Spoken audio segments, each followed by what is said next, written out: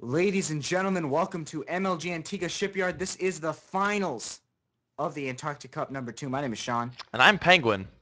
And this is going to be a TVT between two Koreans because heck, we just had to do that. Like, you just can't have, apparently you're not allowed to have non-Korean TVTs unless you have Ichi's Huck playing in your tournament. So I guess we will see what goes on in this game. Penguin, whom do they have playing in each?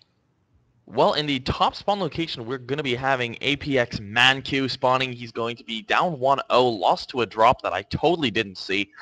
And, well, he's now down 1-0. He still has 3 potential games to come back before, Alive has to win 3 more in a row to be able to sweep this. So he's still got plenty of chances. His opponent is going to be newly up fnaticaLive, who is up 1-0. Following some really solid play in the first game, Alive has been really phenomenal this whole tournament. He's only dropped 1 game thus far, and that in a best of 5. So he's never really been at risk of falling, and he is going to be putting down his barracks at a pretty interesting positioning here. This leaves room for both a supply depot and an add-on. So I wouldn't be surprised to see him open with a Reaper opening, simply because you can throw down that tech lab and then get a Reaper out. And Antigua Shipyard is such a great map for Reapers. Yes, it is. It definitely is, Penguin. It just has so many things that you can jump on, jump off. You can go jump on, jump off, hop up, hop down, and hopping all around. Pretty cute stuff.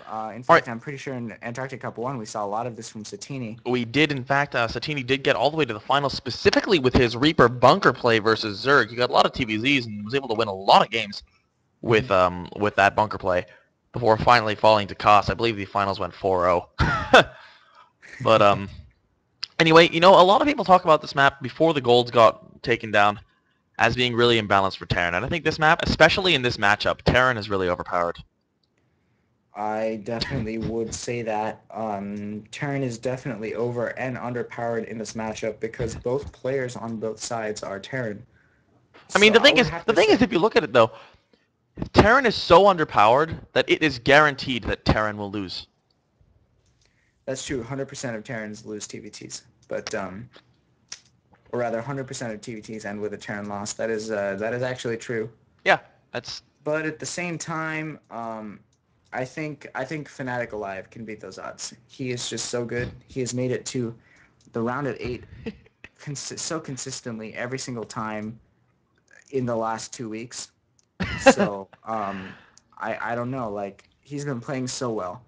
He's been beating top Koreans. Not even MVP stayed in Codes. He would actually, even MVP fell to, oh god, I forgot his name. I think he fell to Gumiho, I think. It was to Gumiho. And Gumiho, not the most solid player. MVP had the best group he could have wished for, and he lost. That was just really, really. It was unfortunate, but MVP didn't really lose that series against Gumiho. Gumiho is not the most solid player, but he has this really wonky playstyle that's really hard for a lot of people to figure out. Alive was actually in his group, I think. I think Alive was actually in that group. Oh wow, yeah, but ordinarily a player like MVP and even a player like Alive wouldn't be shaken by a really wonky playstyle, and they would just play perfectly and still win. No, I'm just saying. I mean, what I'm just saying is that Alive was in a group with MVP, and Alive was the one to go further. That's what I'm emphasizing. Oh yeah, definitely. And like, I don't know, man. Like, I don't think MVP really played poorly. It's just that Gumiho seriously clutched, really clutched. Yeah. And it was just MVP's bad luck that it was that day that Gumiho had this super creative playstyle and played like at a level that was actually the same degree as MVP, and that doesn't happen very often because MVP is on a different level. It's very true. Although on his best day, there's only one person who can actually stop MVP, or rather, maybe 2 people who can actually beat MVP. On his best day, yeah, that's true. We did see Alive's Reaper take tons of damage before even crossing the Zelnaga Tower, so the Reaper didn't even get any scouting information. Totally shut down by Mankiw.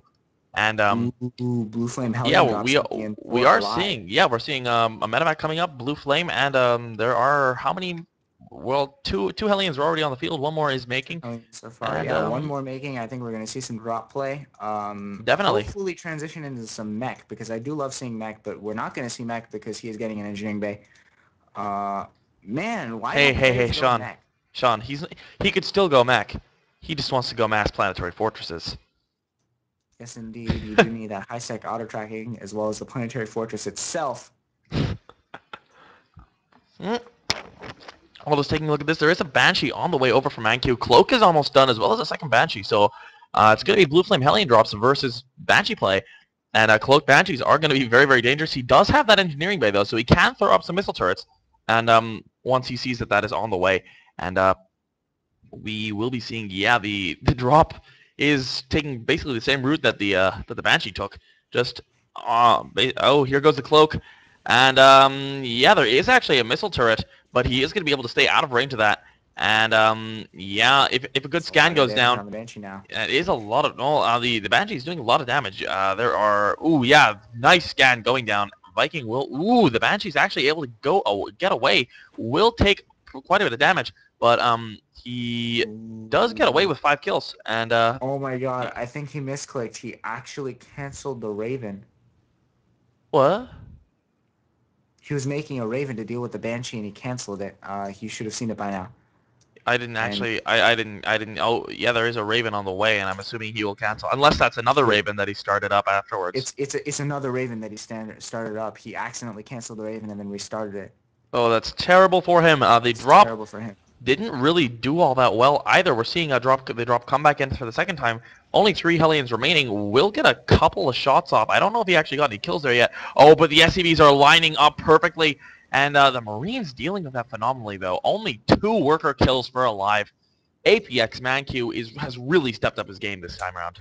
Man, this guy is so good. I have no idea who he is, but like I think Mankiw, like, of course Mankiw, anybody who's an economics major knows who Mankiw is. He's a pretty important economist, but I think maybe Mankiw or Mankiw is Korean for John Doe or something, because like nobody knows who this guy is, but like I'm he's sorry to interrupt so you, but we are going good. to be seeing 4 Blue Flame Hellions running up into the natural here. He's going to take a loss. He's going to take a couple losses. One does go down. Didn't really do all that much damage at all. And take a look at the resources lost tab, Sean.